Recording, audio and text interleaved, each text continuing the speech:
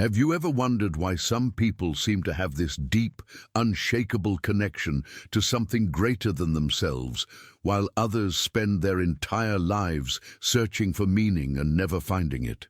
What if I told you that Carl Jung, the brilliant Swiss psychiatrist who revolutionized our understanding of the human psyche, discovered 7 profound lessons that completely transform how we understand both God and our deepest self? These aren't just abstract psychological theories.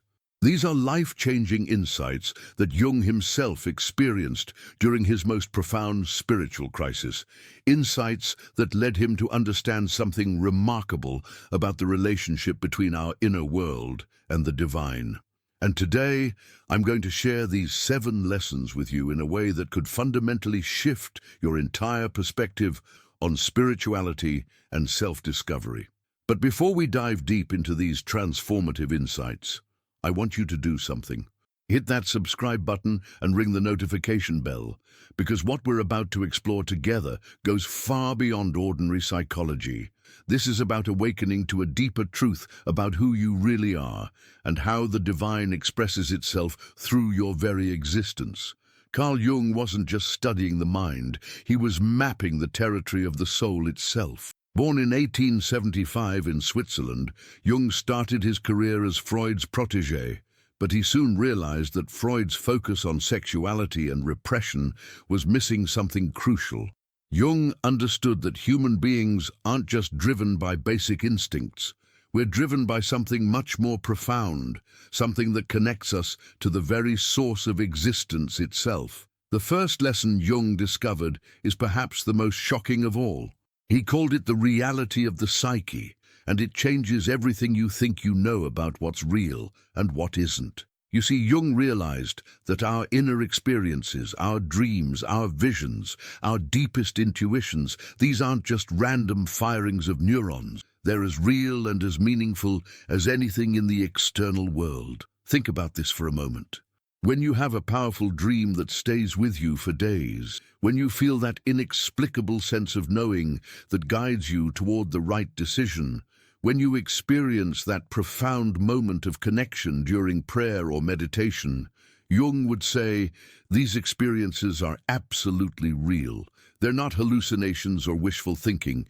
They're manifestations of a deeper layer of reality that most people never learn to recognize or trust.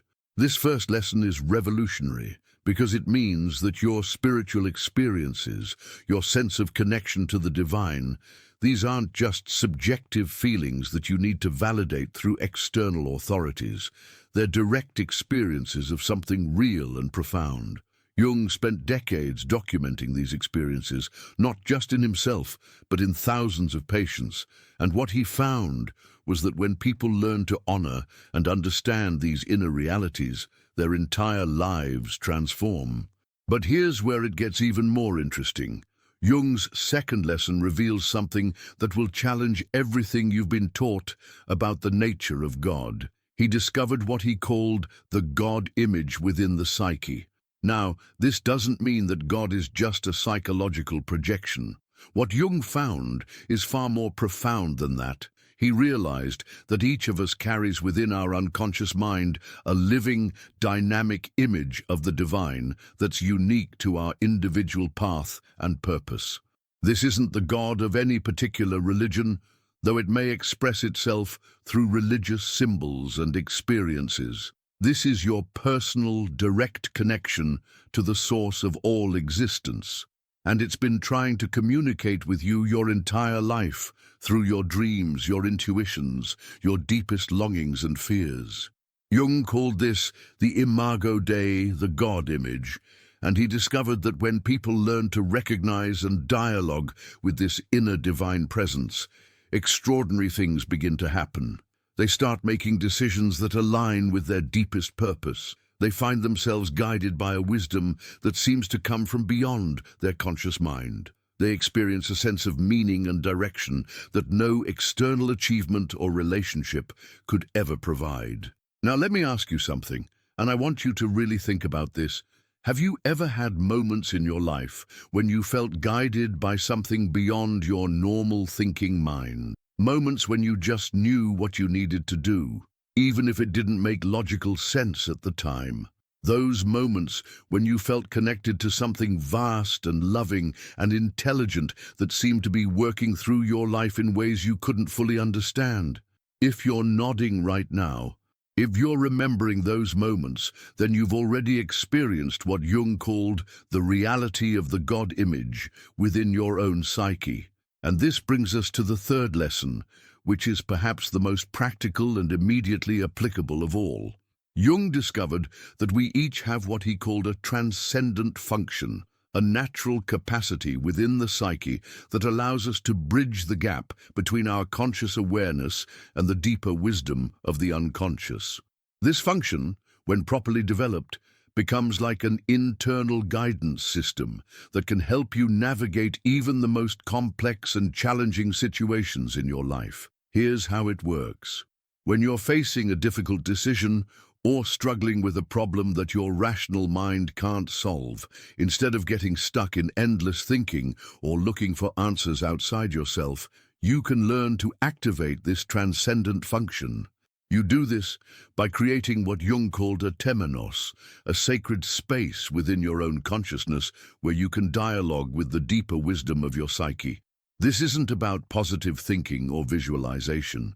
This is about learning to listen to and trust the profound intelligence that exists beyond your everyday awareness. Jung found that when people regularly practice this kind of inner dialogue, they start receiving guidance and insights that are far more creative and effective than anything their conscious mind could generate alone.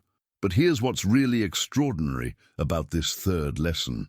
Jung discovered that this transcendent function doesn't just help you solve practical problems, it actually begins to transform your entire relationship with yourself and with life itself. You start to experience yourself not as an isolated individual struggling against the world, but as a unique expression of a much larger intelligence that's constantly working through you and around you. This leads us directly to Jung's fourth lesson. And this one might surprise you. He called it the reality of the self with a capital S. And it's completely different from what most people think of as the self. You see, Jung realized that what we normally call the self, our ego, our personality, our conscious identity, this is actually just a small part of who we really are. The true self, according to Jung, is something much more vast and profound. It's the organizing principle of your entire psyche, the source of your deepest wisdom and creativity, and most importantly, it's your direct connection to the divine. Jung discovered that the self and God are so intimately connected that in many ways they're indistinguishable from each other. Now, this doesn't mean that you are God in some egotistical sense. What it means is that there's a dimension of your being that is divine, that participates directly in the creative intelligence of the universe, and that this divine dimension is constantly trying to express itself through your unique personality and life circumstances. Jung spent years documenting how this divine self manifests in people's lives. Sometimes it appears in dreams, as a wise old man or woman, sometimes as a radiant child, sometimes as a powerful animal or a luminous geometric pattern. But regardless of how it appears, its message is always the same. You are far more than you think you are.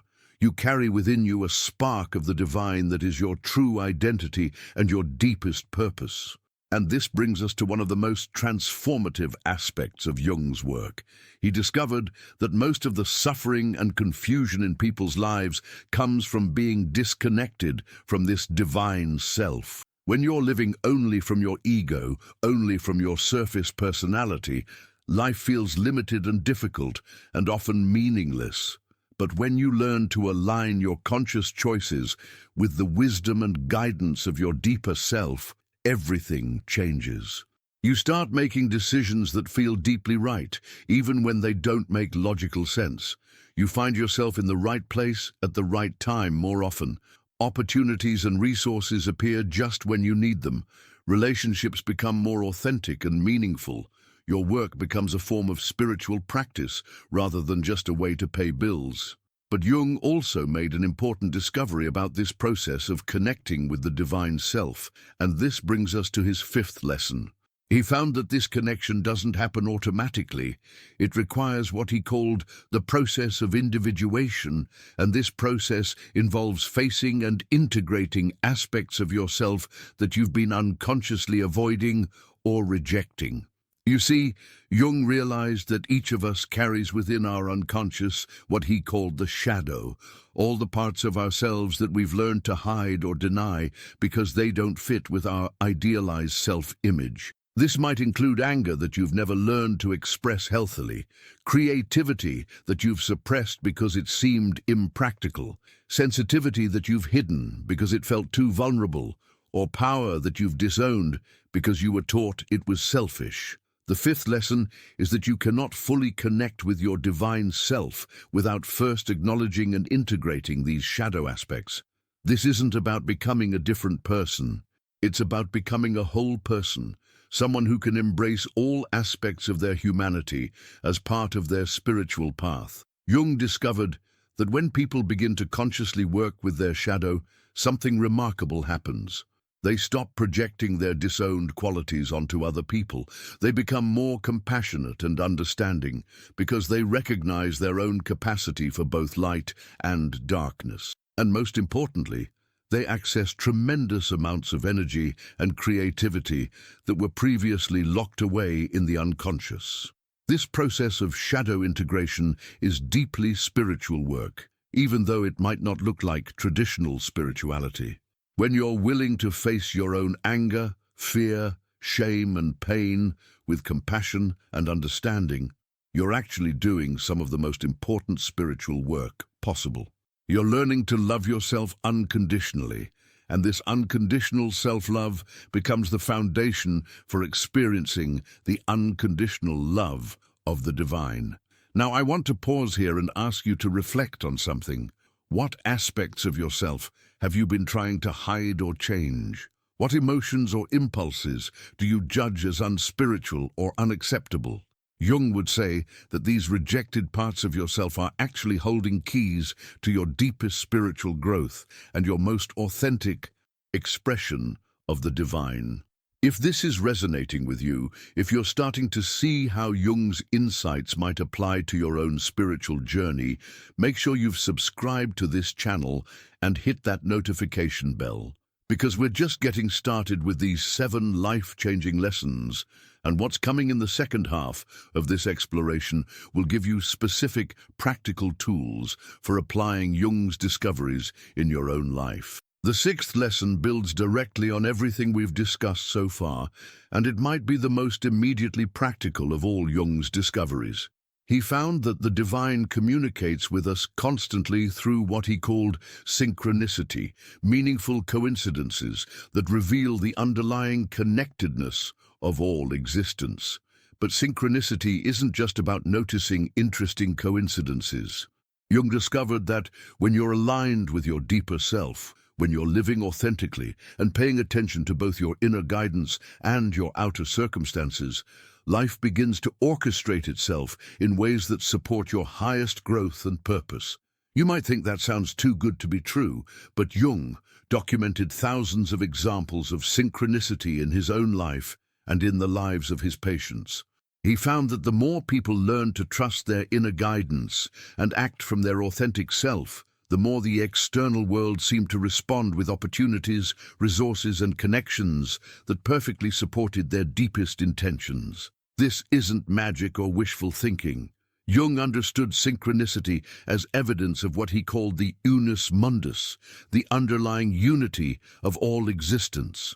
At the deepest level, your psyche and the external world are part of one seamless whole, and when you align with your divine nature, you naturally come into harmony with the intelligence that governs all of existence. But here's what's crucial to understand about Jung's 6th lesson. Synchronicity isn't something you can force or manipulate. It's not about trying to manifest specific outcomes through positive thinking or visualization techniques.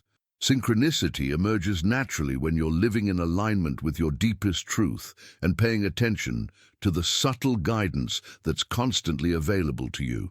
Think about this in your own life. Have you ever had the experience of thinking about someone and then unexpectedly running into them? Or needing information about something and then having exactly the right book or conversation appear at just the right moment? Or making a decision that felt right in your heart, even though your mind had doubts, and then discovering that this decision led to opportunities you never could have anticipated? These aren't random coincidences. According to Jung, these are glimpses of the profound intelligence that's constantly working through your life when you're aligned with your authentic self. And the more you learn to recognize and trust these synchronistic guidance systems, the more they appear in your life. This brings us to something incredibly practical. Jung discovered that you can actually cultivate a greater sensitivity to synchronicity by developing what he called symbolic thinking. Instead of always trying to understand everything literally and rationally, you learn to recognize the symbolic and metaphorical dimensions of your experiences. For example, if you keep seeing certain animals or numbers or hearing certain songs, instead of dismissing these as meaningless coincidences, you can ask yourself what these symbols might be trying to communicate to you. If you're struggling with a decision and you keep encountering images of bridges or crossroads, you can explore what these symbols might be revealing about your situation. Jung found that the unconscious mind, including the divine self, communicates primarily through symbols and images rather than through logical concepts. When you learn to think symbolically, you open yourself to receiving guidance and insight that your rational mind alone could never access. But this symbolic thinking isn't just about interpreting external signs. It's also about understanding the symbolic dimension of your own inner experiences. Your dreams, your fantasies, your emotional reactions, your physical symptoms, all of these can be understood as communications from your deeper self about what you need for your growth and healing. This leads us to Jung's seventh and perhaps most profound lesson. He discovered that the ultimate goal of human psychological and spiritual development is what he called the realization of the self. This isn't about achieving some perfect state or becoming enlightened in the traditional sense. It's about learning to live as a conscious collaborator with the divine intelligence that expresses itself through your unique personality and life circumstances. Jung found that people who achieve this realization of the self don't necessarily become saints or gurus. They become more fully themselves. They express their authentic gifts and perspectives with confidence and creativity. They form deep, meaningful relationships based on mutual recognition of each other's divine nature. They find work that feels like a calling rather than just a job. They navigate challenges with wisdom and resilience because they know they're supported by something much larger than their individual ego. Most importantly, they experience a deep sense of meaning and purpose that doesn't depend on external validation or achievement. They know who they are at the deepest level, and they trust the intelligence that's working through their lives even when they can't understand it with their rational minds. But Jung made another crucial discovery about this realization of the self, and this is something that many spiritual teachings overlook. He found that this process of psychological and spiritual maturation never ends. You don't arrive at some final destination where everything becomes easy and clear.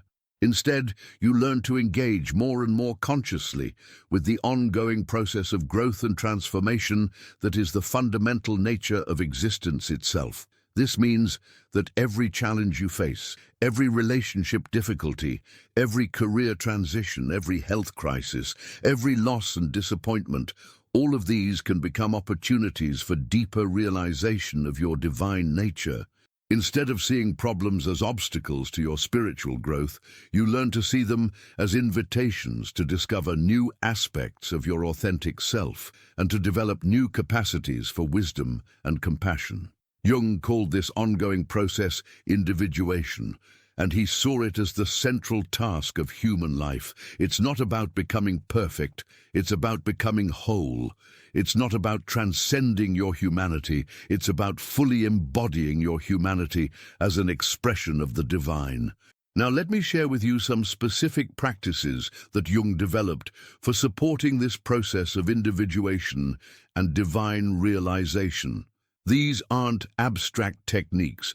These are practical tools that you can begin using immediately to deepen your connection with your authentic self and with the divine intelligence that's working through your life. The first practice is what Jung called active imagination. This involves creating a dialogue with the images and figures that appear in your dreams and fantasies. Instead of just analyzing these images intellectually, you learn to engage with them as if they were real beings who have something important to communicate to you. Here's how you do it. When you have a significant dream or a powerful fantasy image, instead of immediately trying to figure out what it means, you create a quiet space and invite that image to appear in your imagination. Then you simply ask it what it wants you to know. You might be surprised by the wisdom and guidance that emerges from this kind of inner dialogue. Jung found that when people practice active imagination regularly, they develop a much deeper relationship with their unconscious wisdom. They start receiving creative insights, practical guidance, and emotional healing that they never could have accessed through rational thinking alone. The second practice is shadow work, which we touched on earlier, but which deserves more detailed exploration. This involves consciously identifying and integrating the aspects of yourself that you've been unconsciously rejecting or projecting onto others. One of the most effective ways to do shadow work is to pay attention to your strong emotional reactions to other people.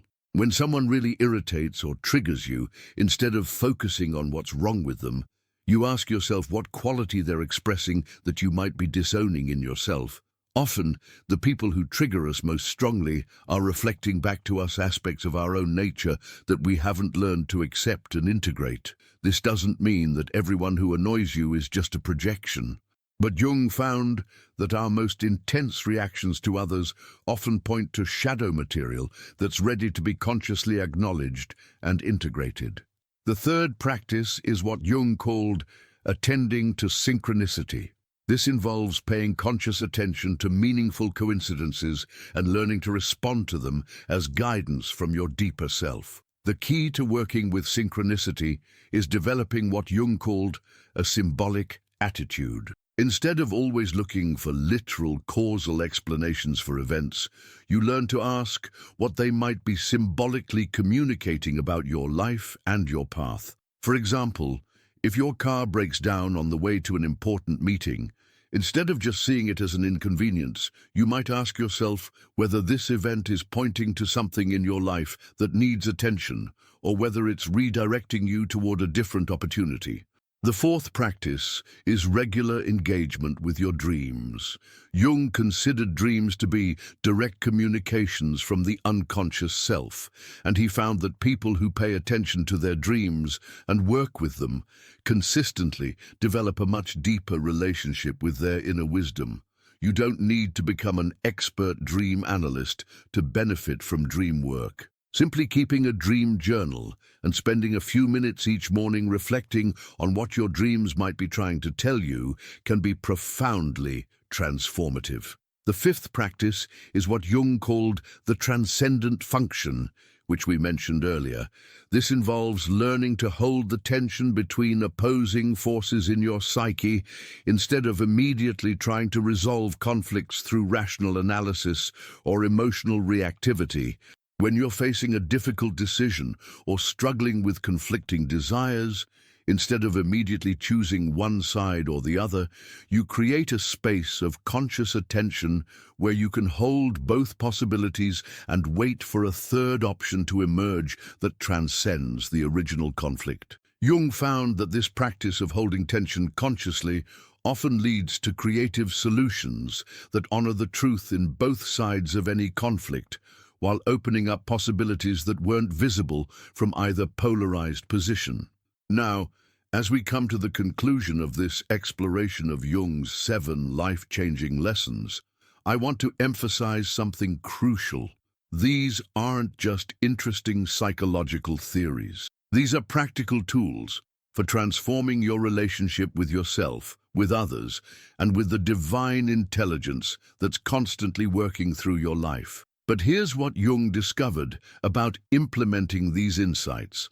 And this is perhaps the most important thing I can share with you today. The process of connecting with your divine self and living from your authentic nature isn't always comfortable or easy. In fact, Jung found that it often requires what he called sacrificing the ego's illusion of control. This means learning to trust something larger than your conscious mind to guide your life. It means making decisions based on inner knowing rather than external validation. It means being willing to be different from what others expect or approve of. It means accepting responsibility for your own psychological and spiritual development instead of waiting for someone else to save you or fix you. But Jung also discovered that when people have the courage to undertake this process of individuation, when they commit to becoming who they really are rather than who they think they should be, their lives become extraordinarily rich and meaningful. They stop looking for happiness and start experiencing joy that emerges naturally from living authentically. They stop trying to avoid problems and start seeing challenges as opportunities for growth. They stop feeling separate and isolated and start experiencing themselves as unique expressions of the divine intelligence that connects all existence. So let me ask you this. Are you ready to begin or deepen your own process of individuation? Are you ready to discover who you really are beyond all the masks and roles and expectations? Are you ready to develop a conscious, ongoing relationship with the divine intelligence that's been trying to express itself through your life since the moment you were born? If your answer is yes, then I encourage you to begin with one simple practice. Choose one of the techniques I've shared with you today and commit to experimenting with it for the next 30 days. Whether it's active imagination, shadow work, paying attention to synchronicity, working with your dreams, or practicing the transcendent function, choose the one that most strongly calls to you and give it your full attention for 1 month. Keep a journal of your experiences. Notice what shifts in your inner state and in your outer circumstances. Pay attention to new insights, creative ideas, and guidance that emerge. Most importantly, trust the process, even when it doesn't make logical sense or produce immediate results. Jung spent his entire life exploring these territories of the psyche and the spirit, and what he discovered can transform your life just as profoundly as it transformed his. But these insights only become real through your own direct experience. No one else can do this inner work for you, and no one else can validate the authenticity of your connection with the divine self. If this exploration has been meaningful for you, please take a moment to like this video and share it with someone who might benefit from these insights. Subscribe to this channel and ring that notification bell because we'll be continuing to explore the deeper dimensions of psychological and spiritual transformation in future videos. And most importantly, leave a comment below sharing which of Jung's 7 lessons resonated most strongly with you and how you plan to begin applying these insights in your own life. Your sharing not only helps you integrate what you've learned, but it also creates a community of people who are committed to authentic growth and spiritual development. Remember, you are not just a random collection of thoughts and emotions struggling to survive in an indifferent universe. You are a unique and precious expression of the divine intelligence that creates and sustains all existence. Jung's 7 lessons provide a roadmap for discovering and expressing this divine nature through your everyday life. The journey of individuation, the path of realizing your authentic self, is the most important adventure you will ever undertake. It's not always easy, but it's always worthwhile. And the wisdom and guidance you need for this journey already exists within you, waiting to be discovered and trusted and lived. Your true life, your authentic life, your divinely inspired life is waiting for you to claim it. The question is not whether you're worthy of this life or whether you have what it takes to live it. The question is simply whether you're ready to begin.